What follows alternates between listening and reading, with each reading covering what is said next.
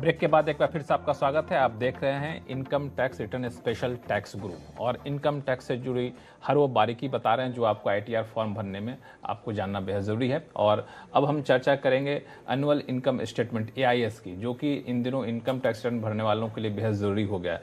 तो ये जो एआईएस है गौरी, मैं मान के चलता हूँ जो लोग आईटीआर फाइल कर रहे हैं उनको एआईएस ज़रूर देखना चाहिए। जी बिल्कुल, देखिए पहले 26 एएस मेन डॉक्यूमेंट हुआ करता था।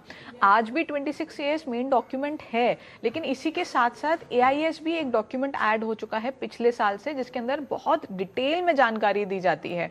तो एआईएस चेक करना बहुत ज़रूरी है। अगर एआईएस चेक नहीं करेंगे तो कोई ना कोई इन्फॉर्मेशन आपकी ज़रूर रहेगी, जो मेरा एक्सपीरियंस कह रहा है पिछले 2 साल से। लेकिन इसमें कई बार ये देखने को मिलता है कि एआईएस में ऐसी जानकारी भी होती है जो टैक्स पेयर को पता भी नहीं होता है। कई बार वो जानकारी गलत भी होती है तो सही भी होती है। सबसे पहली बात तो सवाल तो ये कि अगर मान लें गलत जानकारी तो कैसे ठीक करें?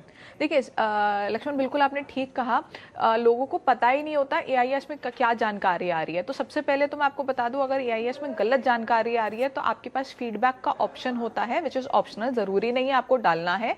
अगर कोई गलत जानकारी है तो उसको रेक्टिफाई करा सकते हैं फीडबैक के जरिए।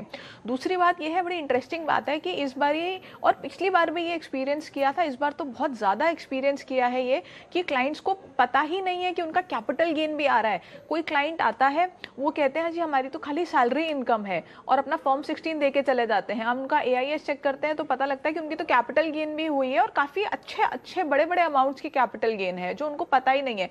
फिर वो अपने ब्रोकर से बात करते हैं तो पता लगता है कैपिटल गेन है।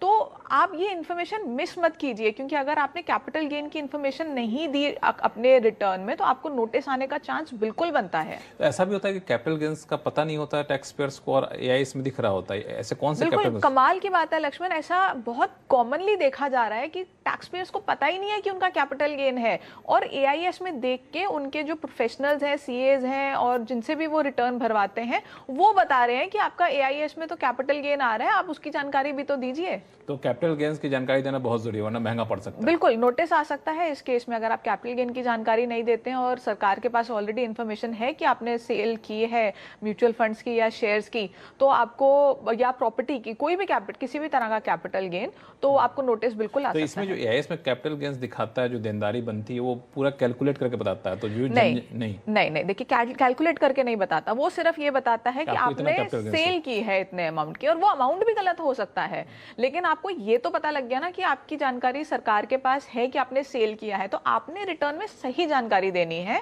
और सही रिटर्न में देनी है। जैसे अगर आपका कैपिटल गेन नहीं है तो आप तो आईटीआर 1 भर देंगे, कैपिटल गेन है तो आपको आईटीआर 2 भरनी है। तो आपको इस चीज का भी ध्यान रखना है कि आप कौन सी रिटर्न चूज कर रहे हैं। तो ये बड़ा ही खतरनाक सा फॉर्म है, फॉर्म 6 एआईएस। मुझे लगता है इसको हर किसी को जानना चाहिए, और कोई इनकम आप छुपाना चाहते हैं तो छुपा नहीं सकते, इसलिए बिल्कुल ईमानदारी से भर दीजिए। हाँ, कोई जानकारी है जहाँ पे आपको गलती दिख रही है तो आप इसको ठीक करने का मौका भी यहाँ पे आपको मिलता है। चलिए अब चलते हैं ठाणे, जहाँ से हमारे साथ शार्दुल जी फोन लाइन पर हैं। शार्दुल जी नमस्कार, क्या करते हैं आप? मैं प्राइवेट सेक्टर में ऑडिट के फॉर्म में, मतलब मैं हूँ एज अ ऑडिटर। अरे वाह, अरे तब तो आपको टैक्स से कई सारी चीजें पता होंगी पहले से। बताएं क्या सवाल आपके पास? तो मेरे 2 सवाल है। तो पहला तो ये है कि अगर मैं कंपनी क्वार्टर में रहता हूँ तो जो क्वार्टर है वो कंपनी प्रोवाइड करती है, और उसके अलावा अगर मैंने दूसरा अगर फ्लैट लिया रहेगा तो उस पे अगर जो रेंट मिलता है, जो रेंट पे मैंने दिया है वो फ्लैट, तो जो रेंट मिलता है तो उसका जो इनकम है हाउस प्रॉपर्टी का, तो क्या मैं वो आईटीआर 1 में दिखा सकता हूँ? बिकॉज अभी तो मैं कंपनी के क्वार्टर में रहता हूँ। लक्ष्मण, देखिए जो आईटीआर 1 है उसके कुछ कंडीशंस हैं। तो अगर आप वो सारे कंडीशंस फुलफिल करते हैं, जैसे कि आप किसी कंपनी में डायरेक्टर नहीं है, आपके पास कोई अनलिस्टेड शेयर्स नहीं है, आपकी इनकम 50 लाख के ऊपर नहीं है, और आपकी 2 हाउस प्रॉपर्टी से इनकम नहीं है, और आपकी कोई बिजनेस इनकम नहीं है, कैपिटल गेन इनकम नहीं है, तो आप आईटीआर 1 भर सकते हैं।